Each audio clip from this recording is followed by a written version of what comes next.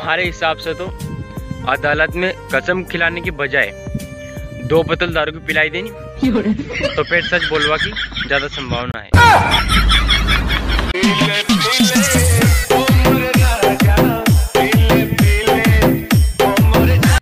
दादा कोई को छोरा तो छोरा देखने कहीं तेज गाड़ी भगाए जिसे छोरिया होने आखिर कहती होगी कि अरे रुक रुक रुक हमारा नंबर ले तो जा, कहीं तेज गाड़ी भगा यार तुम, अरे सुधर जाओ रे कोई दिन निपट जाओगा। लॉन्ग ड्राइव पे चल चल चल लॉन्ग ड्राइव पे। टेम मेरी बात है सब, आजकल तो वी लोग भी दादा के लगाम कोई कसर नहीं छोड़ रहा। जो बचपन में बाल कटाई नहीं कहता पैसा हमारा पप्पा देगा।